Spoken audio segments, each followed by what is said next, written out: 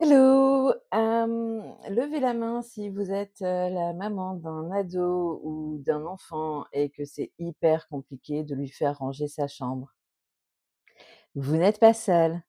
Rassurez-vous, c'est normal en tant que parent de vouloir que la chambre de votre ado, de votre enfant soit rangée et c'est normal en tant qu'ado ou en tant qu'enfant d'avoir des difficultés à ranger sa chambre. D'autant plus si votre ado a un TDAH, alors là, on est sur une complication niveau plus, plus, plus et d'ailleurs au moment où je fais cette vidéo, on voit qu'il y a du linge sur le sèche-linge, qui n'attend qu'une chose, trouver le chemin du tiroir. Mais mon cerveau TDAH qui se dit: il se dit pas grand-chose en fait. Il juste «Non, non merci, je passe, je ne ferai pas ça». Donc rapidement, comment aider votre enfant, votre ado à ranger sa chambre? Alors, en fait, on va se mettre dans la tête de l'ado quelques minutes. Imaginez votre ado, il ouvre la porte, vous lui avez crié dessus pour qu'il aille ranger sa chambre, OK? Il ouvre la porte de sa chambre et là, ce qu'il voit, c'est horreur. Il y en a partout. Il y en a sur le lit, il y en a sous le lit, il y en a sur la chaise. La porte de l'armoire est ouverte et l'armoire déborde de vêtements. Il y a du bazar sur le bureau. Des papiers, des crayons, des clés USB, la manette de la console, des verres, des mugs, des emballages de bouffe, des miettes, possiblement même des assiettes, un reste de bouffe, que sais-je. Il y en a partout. Et lui, il ouvre la porte, il voit ça. Et en fait, il est pris de panique. Son cerveau, j'entends, est pris de panique parce que le cerveau se dit: «Waouh, la tâche qui m'attend est tellement énorme, je ne sais pas par où commencer». Du coup, je ne commence pas. Je me mets en mode paralysie totale et c'est tout à fait normal. Votre enfant, il n'est pas feignant, il n'est pas rebelle, quoique c'est possible qu'il le soit un peu, mais surtout, c'est son cerveau qui bug à ce moment-là. C'est juste, 4, page 404, page non trouvée et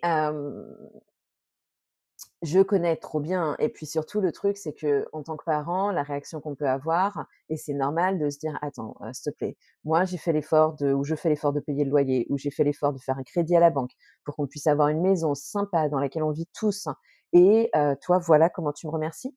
Avec un bordel pareil, une porcherie», comme disait ma mère.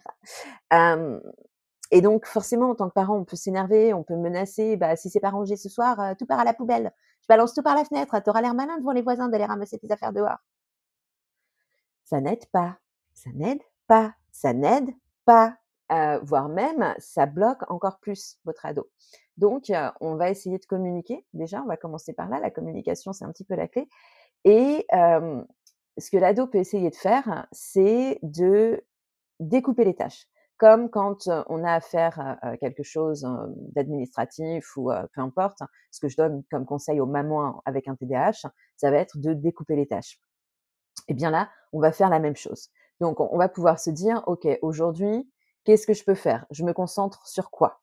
Je ne vais pas tout attaquer. Le chantier est trop gros, je ne peux pas tout attaquer d'un coup. Je ne vais pas tout attaquer d'un coup. On va diviser. Aujourd'hui, je me concentre sur quoi? Le bureau. OK, sur le bureau. Bon, bah, c'est encore le bordel. Je regarde mon bureau, si vous voyiez mon bureau. Donc, il y a, des livres, des sudoku, des écouteurs, des fidget toys, de l'huile essentielle. Il y a des mugs, des verres, des crayons, des lunettes, des cahiers, des clés USB. OK, c'est encore beaucoup trop. C'est encore beaucoup trop pour que mon cerveau puisse gérer. Donc, on va redescendre encore, découper une deuxième fois. OK, si je regarde ce qu'il y a en termes de bouffe ou de choses qui n'appartiennent pas à ma chambre, qui appartiennent à la cuisine, par exemple. Alors, j'ai des verres, des mugs, des assiettes, une fourchette, une cuillère, des emballages, des restes de bouffe. Bon, c'est encore de trop. OK, si je me concentre sur les verres et les mugs. J'ai 3 mugs, 2 verres. OK, très bien, 3 mugs, 2 verres, si je les tiens comme ça, un voyage vers la cuisine et c'est réglé. OK, bah, voilà ce que je vais faire. Je vais faire les mugs. Très bien.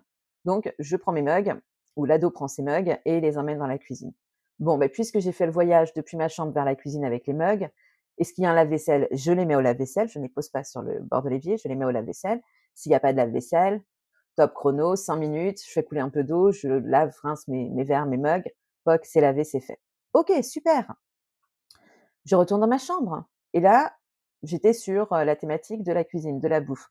OK, est-ce que j'ai une poubelle dans ma chambre? Oui. mais je peux prendre la poubelle et mettre tous les emballages ou toutes les choses de mon bureau qui ont besoin d'aller dans la poubelle. Je mets toutes les choses de mon bureau qui ont besoin d'aller dans la poubelle. Et puis la poubelle, je peux la mettre auprès de ma porte. Comme ça, la prochaine fois que je sors de ma chambre, je peux prendre la poubelle et la descendre ou l'emmener dehors, peu importe. Voilà, je m'occupe de la poubelle. Et en fait, le fait de diviser comme ça des petites tâches, ça va vraiment rendre le truc pour votre ado, plus attaquable, moins insurmontable. Ce serait un peu comme, quand vous si vous deviez gravir l'Everest, si vous regardez le sommet, vous allez vous dire: «Oh, oh, je vais pas y arriver». Si vous regardez le premier camp de base, peut-être que là, vous allez vous dire: «Il y a du boulot, mais je peux le faire». OK? C'est, comme préparer pour un marathon.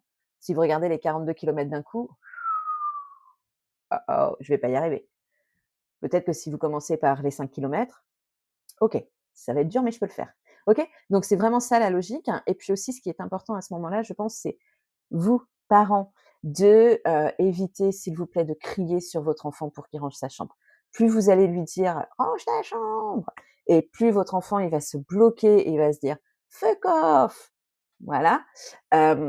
C'est pas sain comme relation parce que lui crier dessus, ça va pas du tout faire avancer le schmilblick, ça va pas lui donner envie de le faire. Parce que l'enfant, quelque part, ranger sa chambre, il n'a pas à le faire pour vous faire plaisir. Il a à le faire parce qu'une fois que sa chambre sera rangée, que son bureau sera rangé, il sera mieux installé pour travailler, il sera plus à l'aise pour se relaxer, pour, se reposer dans sa chambre. C'est pour ça qu'on veut qu'il range sa chambre et c'est important de communiquer avec lui et de lui dire: «OK, tu sais quoi? V'là l'étendue du chantier. C'est tellement le bordel, tu ne peux pas le faire en 2 heures, tu ne peux pas le faire en 3 heures. Je comprends, franchement, mais moi, je ne serais pas capable de le faire. Il y a trop. C'est du haut niveau. Donc, ce que tu peux faire, vous dites ça à votre ado, ce que tu peux faire, ce que je t'invite à faire, ce que j'aimerais que tu fasses, ce qui serait bien que tu fasses pour toi-même, c'est que tu te fixes une deadline, une date limite. Tu peux te dire: «OK, vu l'étendue du chantier, si je fais 2-3 petites actions par jour, en 5 jours, la chambre peut être clean». OK? Toi, donc à votre ado, tu penses que en combien de temps ta chambre peut être clean? Mais attention, hein, tu te fous pas de moi. Tu me dis pas 3 mois, parce que dans 3 mois, ce que tu viens de ranger sur ton bureau, ce sera revenu. Donc voilà, en combien de jours ta chambre peut être clean? Bah, je pense que je peux le faire, 1 semaine, blabla. OK, super, et on se fixe 1 semaine. Première chose. Et puis la deuxième des choses, peut-être, tu vois, là, d'avoir descendu tes mugs et tes verres à la cuisine, c'était pas si compliqué. Est-ce que c'était si compliqué? Bah non, OK. Bah, dans ce cas, ce que je te propose peut-être, c'est que une fois tous les 2-3 jours, si tu vois qu'il commence à y avoir quelques mugs, quelques verres sur ton bureau, bah, tu attends pas en fait que ça déborde. Tu les prends puis tu les amènes à la cuisine, tu vois? Si tu vois qu'il y a un peu trop de papier ou il y a des miettes, des chips, ça te colle au bras, quand tu as la souris, bah, c'est pareil, tu attends pas, tu passes un petit coup et puis tu mets ça dans la poubelle. Puis quand ta poubelle est pleine, poc, tu la descends. Essayez de dédramatiser la situation et voilà, d'avoir un échange vraiment que l'ado ne se sente pas jugé, mais écouté, compris, c'est encore mieux. Écouter, c'est déjà très bien et puis de l'encourager, de lui dire: «Tu vois, tu as su le faire.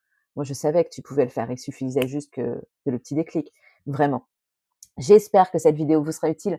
Pour plus d'astuces et de conseils, vous pouvez vous abonner à ma chaîne TDAH pas du tout, Mathilde TDAH optimiste. Je vous souhaite une belle journée. À bientôt!